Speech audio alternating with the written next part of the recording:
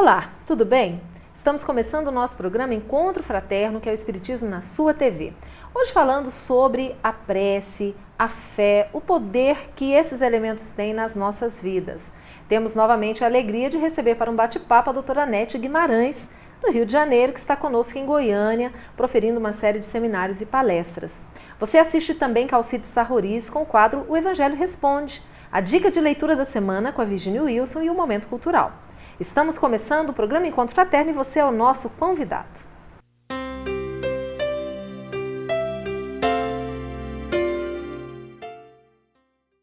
Estamos hoje novamente recebendo para nossa alegria a Anete Guimarães. Anete, muito bom ter você aqui conosco. Obrigada a vocês, é um prazer o convite e uma alegria estar aqui. Nós sempre ouvimos falar muito sobre o papel da fé na vida das pessoas, o poder que a oração tem, principalmente nas situações de aflição, de dificuldades. Como é que nós poderíamos definir isso, essa questão da oração? O que acontece com uma pessoa quando ela se coloca em prece? Para mim, você dar essa resposta é uma coisa complicada, até porque nunca foi a minha praia a religiosidade. Na verdade, eu tive um sério problema com relação à religiosidade. E pelas informações espirituais, aparentemente sou inimiga da religião há 1200 anos. A minha primeira aproximação foi Francisco de Assis e Lutero, né? E com o Espiritismo. Então não é a primeira reencarnação espírita, é a segunda. E eu estou fazendo uma reconciliação com os aspectos religiosos. Então, desde muito jovem, eu tinha uma certa aversão a qualquer expressão oficial ou expressão de prece, que para mim soava como hipocrisia, por causa dos embates com a Inquisição. Então eu sempre me dediquei, muitas vezes, à ciência, e normalmente a ciência e a religião nunca se refizeram até desses embates. Há preconceito de parte a parte, da relação da religião com a ciência, da ciência com a religião. E eu nasci num lar espírita e extremamente religioso. Meus pais são extremamente religiosos. E meu pai é filho do Divaldo Franco, da Mansão do Caminho. Esteve lá na fundação. Foi ver que o Divaldo tinha 12 anos de idade.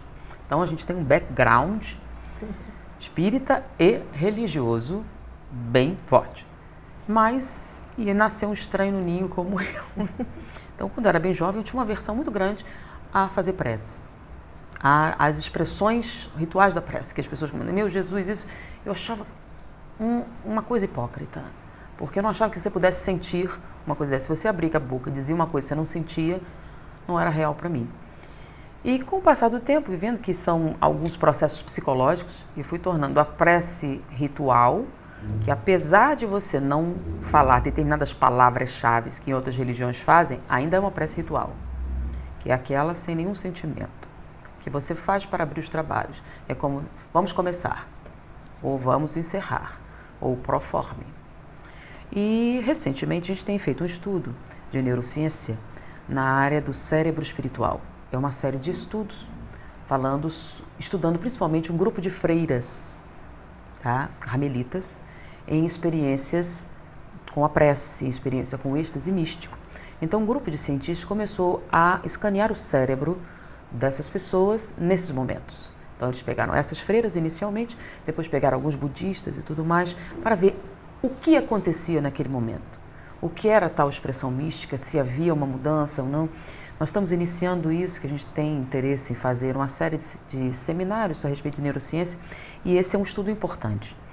E eles chegaram a conclusões espetaculares com relação à experiência mística. Mas a experiência mística não é algo muito fácil para as pessoas. É necessário um envolvimento maior, um treino maior. O que acontece normalmente são expressões rituais. Ou seja, na verdade, quando você diz da experiência mística, seria realmente uma comunicação, não realmente apenas uma repetição automática de palavras ali durante a prece. Exatamente. E as palavras ritualísticas não são minhas, são dos cientistas. Expressão ritualística, eles separam a expressão autêntica da expressão ritualística. Veja bem, são cientistas, são ateus, são materialistas que deram esta definição. Então, muitas preces que eles viram, principalmente evangélicos, que eles pegaram, né, não viam nenhuma alteração. Eram expressões ritualísticas. Isso nos leva então a compreender que quando nós nos dirigirmos a Deus ou a Jesus, ao santo, não é, da nossa crença, o que importa é o sentimento. É a fé. E o que seria essa fé? O que é esse sentimento? Se você não acredita no que está fazendo, é uma expressão ritualística. Você não crê. No Livro dos Espíritos, ele fala a respeito da prece sincera, né? Diferenciando dos rituais. Só que agora nós temos cientistas valorando isso. Então, tem que fazer a prece para abrir os trabalhos. É uma prece autêntica? Se for ritualística, não. Se não houver real intenção desta comunicação, é um processo ritualístico. Então, eles analisaram o Pai Nosso, Ave Maria, as preces normais que se faziam, a maior parte eram processos ritualísticos, com algumas exceções. Então, essas freiras, elas dedicavam a vida à prece, à contemplação, isso. E mesmo entre elas, acharam algumas expressões ritualísticas, mas eles acharam fenômenos autênticos, com alterações químicas notáveis, com alterações de percepção. Eles acharam coisas notáveis no estado de prece verdadeiro, na opinião deles. E olha que um deles não acredita que é uma conexão com Deus, mas o efeito é como se fosse. Ele mesmo, ele afirma assim: eu não acredito em Deus, eu não acredito nessa comunicação possível, mas o que acontece aqui é como se fosse. Os efeitos orgânicos é como se tivesse encontrado. Então, para ele, talvez Deus seja uma condição cerebral específica, extremamente saudável, extremamente positiva, meritória e que a humanidade deveria buscar. Agora, ele não sabe explicar como fazer isso sem tirar Deus da jogada. Ele não encontra outra explicação. Ele não encontra explicação. Ele acha que Deus é uma condição cerebral excelente para o ser humano, mas ele não sabe explicar como é que você vai fazer isso sem acreditar em Deus. Bom, nós estamos falando aqui sobre o poder da prece quando realmente feita em conexão com a espiritualidade superior, com Deus, na vida das pessoas. Nós vamos para um breve intervalo, voltamos daqui a pouquinho. Você agora acompanha a dica de leitura da semana. Até já.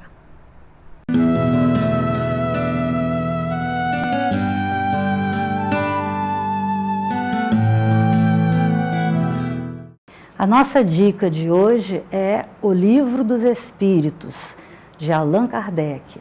O livro mais importante da nossa doutrina, pois contém a base, a coluna vertebral da nossa doutrina. Através da leitura dele, nós vamos identificando os aspectos mais importantes esclarecidos pelos Espíritos. É importante nós colocarmos que esse livro foi escrito por vários espíritos. Kardec simplesmente organizou perguntas que ele recebera de todos os cantos do mundo naquela época. Até do Brasil seguiram perguntas que foram inseridas nesse trabalho de organização. Ele é importante para nós porque qualquer dúvida que venhamos ter, vamos conseguir ali encontrar as explicações. E é mais importante ainda porque através desse livro abriu-se uma verdadeira porta, uma janela para a compreensão do mundo espiritual, da vida espiritual, como os nossos amigos espirituais agem, como nós nos relacionamos com aqueles que já desencarnaram. Enfim, é um livro que traz para nós conhecimentos seguros a respeito da doutrina espírita. Leiam O Livro dos Espíritos, um dos livros das obras básicas que a nossa doutrina tem por fundamentação. Não deixem de ler.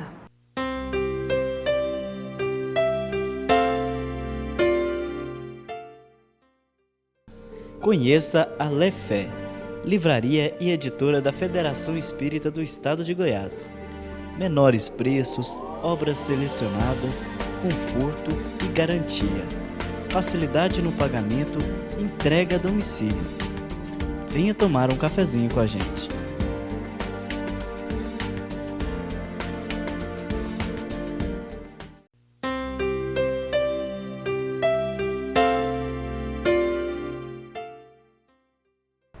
Estamos de volta batendo um papo com a doutora Nete Guimarães sobre o papel da fé, da prece na vida das pessoas. E nós falávamos agora há pouco, então, não é, dessa constatação que os próprios cientistas fazem desse momento em que se altera realmente o metabolismo da pessoa no momento em que ela se coloca em prece e naquela prece autêntica, não apenas na repetição de palavras, né, de forma automática.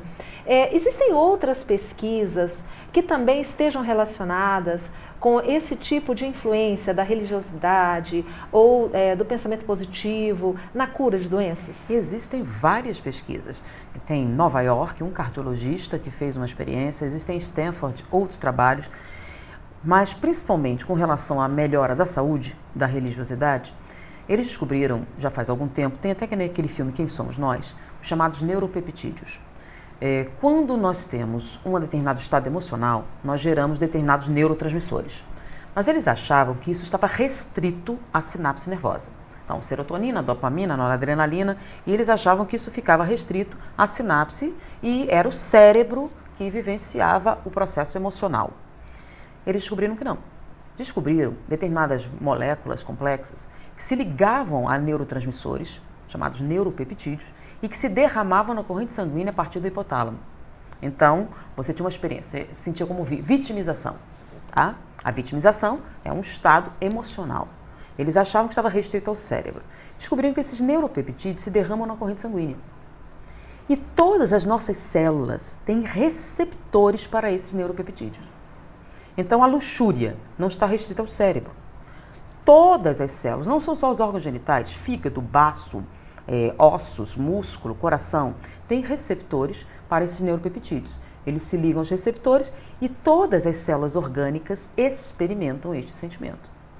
Vitimização, luxúria, ódio, raiva, tudo. É uma coisa até que a gente falava no espiritismo, né? As cargas, mas a gente não explicava assim fisicamente. Então eles descobriram os chamados neuropeptídeos e a função orgânica deles. Então sua emoção não está restrita ao cérebro.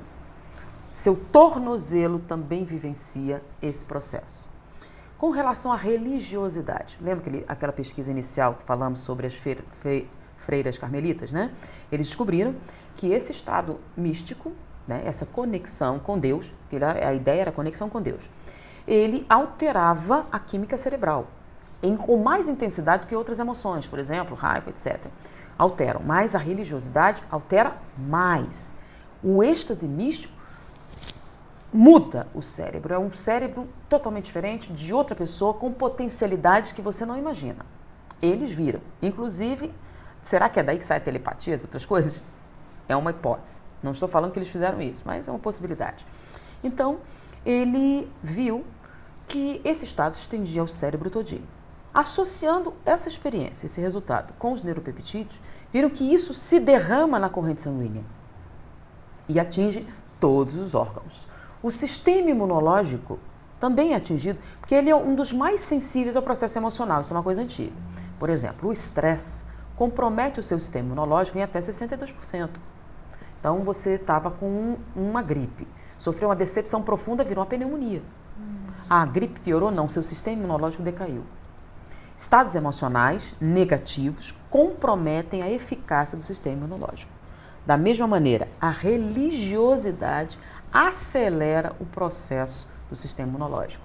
Ele dá um upgrade, você fica mais eficiente. Então, as células ficam mais eficientes, têm maior penetrabilidade e atingem mais diretamente. É uma coisa impressionante, né? Tipo assim, você tem um determinado tumor num determinado ponto.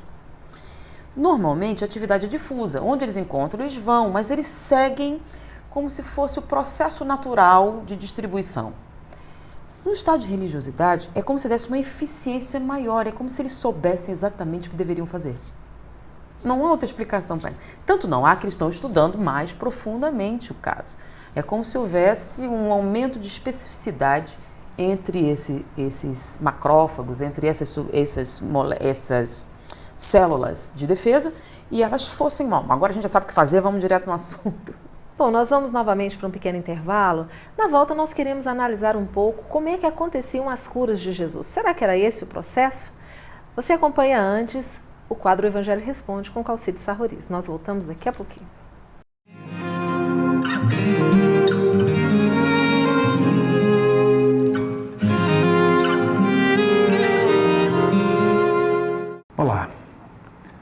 texto de Lucas, capítulo 24.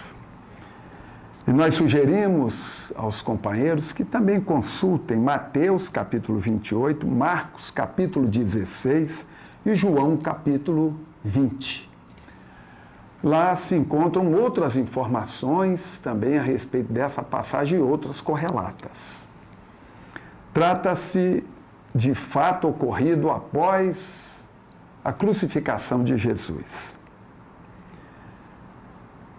Em 24 de Lucas, aparece a informação de que 2 discípulos se dirigem à cidade de Emaús, distante, segundo Lucas, 60 estádios, mais ou menos 11 quilômetros. E nessa caminhada entre Jerusalém a Emaús, Jesus aparece entre eles, viaja com eles 11 quilômetros e eles não percebem que é Jesus. Somente quando chegam já na tardinha, é que Jesus, ao pegar do pão e o partir com o seu jeito, modo bastante peculiar de partir o pão, é que esses 2 discípulos reconhecem Jesus e ele desaparece na frente deles. Alguns dizem isso que foi a ressurreição do Cristo. Na verdade, foi uma materialização.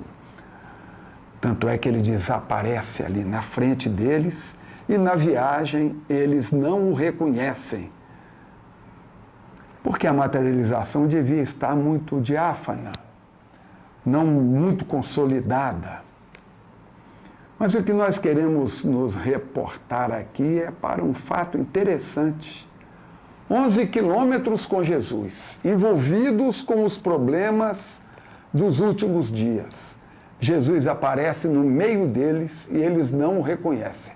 Trata-o Jesus como um viajante qualquer que também estava se dirigindo para Emaús.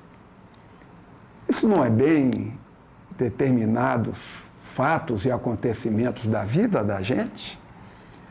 Estamos, às vezes, tão envolvidos com os nossos problemas que não percebemos a solução caminhando do lado.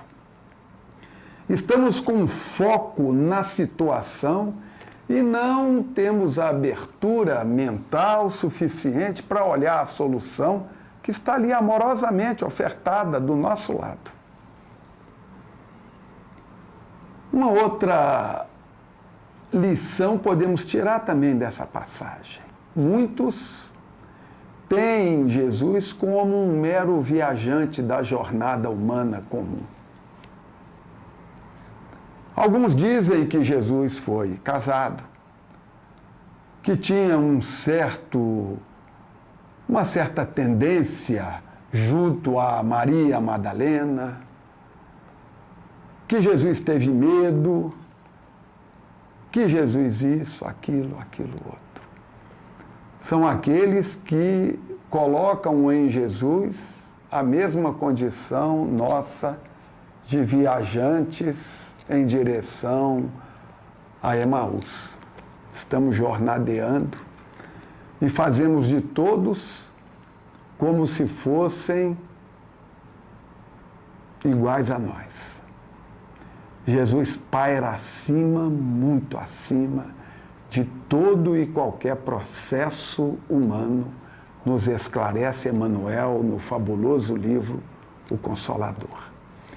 E é por isso que na questão 625 de O Livro dos Espíritos é a resposta mais curta, mais precisa de todo o Livro dos Espíritos, quando Allan Kardec indaga qual é aquele que se constitui como guia e modelo da humanidade.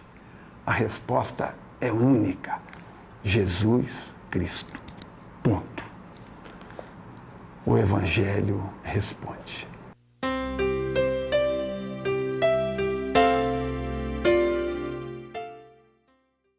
Você gostaria de ajudar a expandir o Espiritismo na TV? Então aí vai a dica. Com apenas R$30 por mês, você se torna sócio do Clube Amigos do Espiritismo e ajuda a levar a mensagem espírita a muito mais corações. Além de contribuir com este grande desafio, você ainda ganha brindes exclusivos. Uma revista que vira pôster e 2 DVDs todo mês na sua casa, com documentários, animações e videoaulas. E tem mais, quem se associar agora ganha uma camiseta exclusiva. Então, o que está esperando? São apenas R$30 por mês. Acesse www.amigosdoespiritismo.com.br, faça o seu cadastro e participe.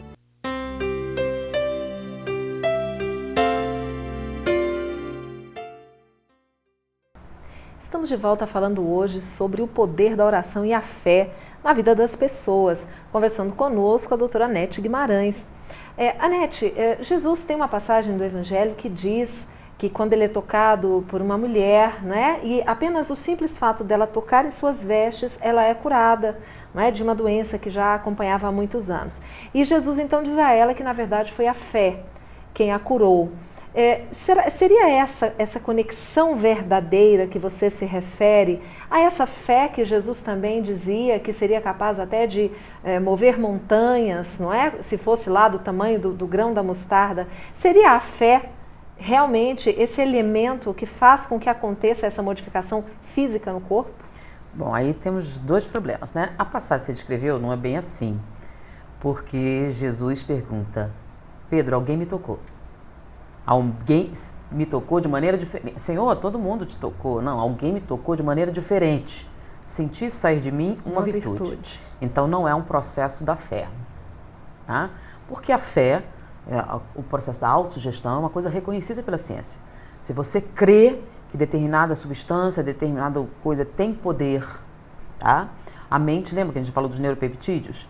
A mente é capaz de alterar seus processos orgânicos e promover a cura diferente, de maneira diferente, mais acelerada, mais intensa ou mesmo instantânea. Então, seria o poder da fé, que alguns consideram o poder da autossugestão, tá? Porque quando a gente fala fé, fala uma coisa um pouco mais transcendente, tá? Então, vamos separar fé de autossugestão. Autossugestão é quando você se convence de uma ideia. Você se convence que esse amuleto vai lhe matar. E é o voodoo, né? Você se convence que aquilo vai lhe matar e você se mata, tá? Então, seria a autossugestão. A fé é um processo um pouco mais transcendente. Você está acreditando em Deus, junta a autossugestão com a conexão com Deus. Se você fizer as 2 coisas, aí você potencializa o processo da autossugestão. Então, a autossugestão existe, você potencializa com o processo místico, autêntico, lembra? Não ritualístico. Então, você tem um duplo efeito. Tem a autossugestão e os processos de alteração do metabolismo que são ocasionados por essa conexão. Tá? Esse é um. Quem é que cura? Você se cura. Tá? Agora, cura paranormal é outra coisa. O que é a cura paranormal? Os seres humanos têm energias. Essas energias podem ser veiculadas e elas têm propriedades terapêuticas, tá? Que já foram determinadas pela ciência. Tanto que o biomagnetismo, né, que é a capacidade de você veicular determinadas energias, já está tão aceita na ciência que inclusive tem hospitais que você paga na conta, né? Eu quero a aplicação de bioenergia e vem na conta lá um magnetizador para te ajudar. Porque eles já detectaram as propriedades terapêuticas do magnetismo. Então, por exemplo, o biomagnetismo veiculado no passe magnético, por exemplo, ele tem propriedade, ele ativa as enzimas regenerativas. Tudo de laboratório. Você tem na Universidade de Stanford, Universidade de Lisboa, que se quiser em português, tá? Canadá. Então, vocês têm várias universidades que comprovaram a experiência inicialmente de Stanford e depois de outras universidades. Então, você tem acesso até em português sobre isso. Tem a experiência com os ratinhos, aquilo assim. Então, essa é a cura paranormal. Então, vamos falar de Jesus, que vai um pouquinho além, tá? A figura dele, o impacto emocional da presença dele, que a gente sabe, lembra? Ele levou 1000 anos no livro A Caminho da Luz, de Emmanuel, fala a respeito da preparação da encarnação de Jesus na Terra, tá? 1000 anos de preparação para ele vir. Por quê? Ele não podia vir direto? Podia. Tinha o poder? Tinha. Por que ele levou esse tempo todo? Lento, né? O problema não era ele, o problema era nós. Era a gente aguentar a vibração dele. Então o que ele fez foi fazer o quê? Reduzir esse potencial, porque senão a gente não conseguiria estar ali na presença dele. Falando do impacto que determinados espíritos têm com essa impressão de Jesus indireta, imagina a gente estar ali ao vivo. Sim. Então, quando ele esteve ao vivo, ele fez um trabalho todinho de conter isso. Mas mesmo assim, não era total. Então, o impacto da personalidade dele devia ser muito forte, o que daria a questão da autogestão, da fé, etc. Mas, além disso, você tem as energias dele, com propriedade terapêutica, o magnetismo de Jesus. Todo mundo devia estar se sentindo bem perto dele, tá? Que deixou de ser o processo de autogestão, deixou de ser o processo da fé, para ser um processo físico. Sim. Estar perto dele. E tem a questão da física quântica, hoje em dia, né? Transformar água em vinho. Tá? Lenda, não, a física quântica diz que é perfeitamente possível. Temos experiências que comprovam. Ou seja, a partícula se comporta como onda ou como partícula. Depende do observador. Olha, isso é tema para um outro programa, hein? Exatamente. Então imagine que Jesus tinha o poder de converter a realidade. Tá? Isso não é sobrenatural, é algo perfeitamente físico. Você precisa ter o que precisa para isso. Densidade de atenção, ou seja, se você tiver força mental suficiente para se concentrar numa determinada coisa, tempo suficiente, você transforma a realidade. Jesus, há de se convir, o poder era dele. Então ele tinha o poder, tinha a capacidade, tinha a estrutura, tinha tudo, ele podia converter a realidade. Junta todas essas coisas, explica todo o resto, as curas, etc. Bom, uma pena, o nosso tempo está esgotado. Nós queremos mais uma vez agradecer a você por ter nos concedido essa oportunidade, desse aprendizado. O prazer foi nosso, uma grande alegria sempre conversar com o pessoal. Nós queremos também agradecê-lo e sugerir que você conheça mais sobre o nosso trabalho no site da Federação Espírita de Goiás, o feego.org.br. Acesse também a nossa página no Facebook FEEGO Goiás. Fiquem com Deus, até semana que vem, mas ainda temos um momento cultural para você.